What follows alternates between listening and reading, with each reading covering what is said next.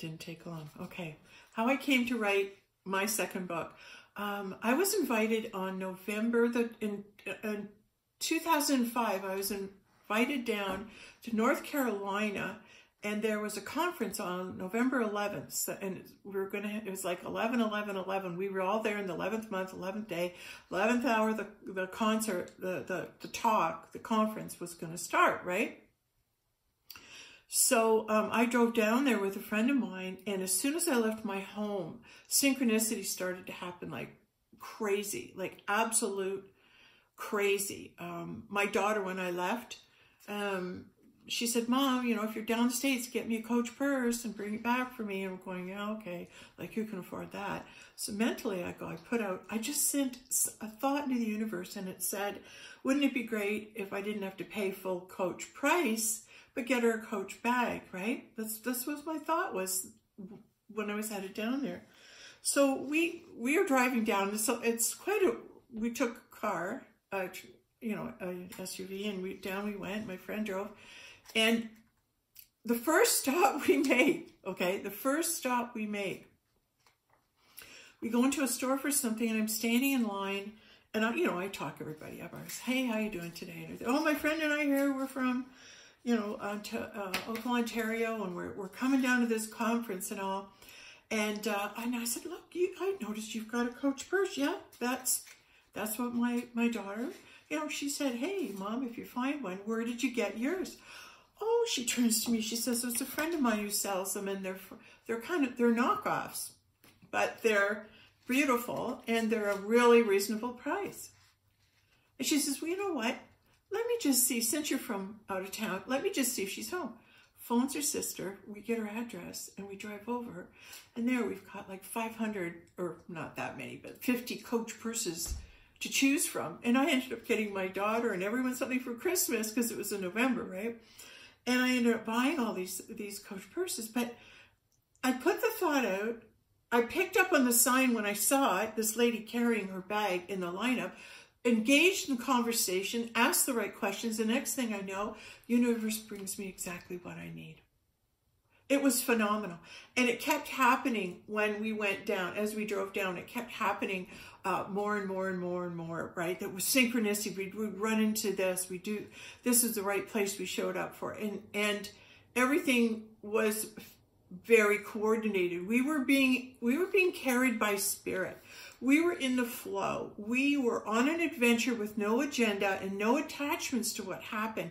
We just followed the yellow brick road. We just followed where it led us, where we were to go, okay? And it ended up, when we went to this conference, I remember they did a big rainbow over the entrance. This is so... And people were to walk through the rainbow and enter the conference and say their name, or into themselves, I guess, or they were just to walk through this rainbow case. So I walk up and I look and I think to myself, why isn't anybody standing here welcoming them and announcing where they're from in the galaxy? Announcing who they really are in the galaxy. None will add a little prestige to this place. We'll realize the amount of spiritual power and galactic might that's in this room. Let's honor it. Let's acknowledge it. All right. And what you're doing is you're acknowledging your captains. You're acknowledging your leaders. You're saying, look, we're awake enough to know that there's people that are actually here to guide us.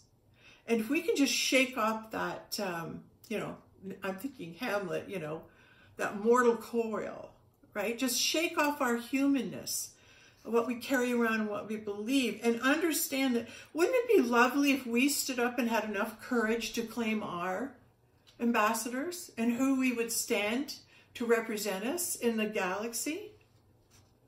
And if we do find them, let's begin to honor them. That's a pretty easy move. That's a pretty easy step to take. All right, but many of them are very humble. And they're not sought out to be made. Ooh, you're so great. You're a God. You're worship. Oh, I'm down. They know that. They already know that you know, that's not what they're here for. But some of them are. There, look at the other side. oh, don't worship me. I'm not, I'm so, no, don't, it's the journey and I've done my job. I'm just in, I'm out, Well, what if that's not really the case? What if you're meant to stay for a while and guide everybody?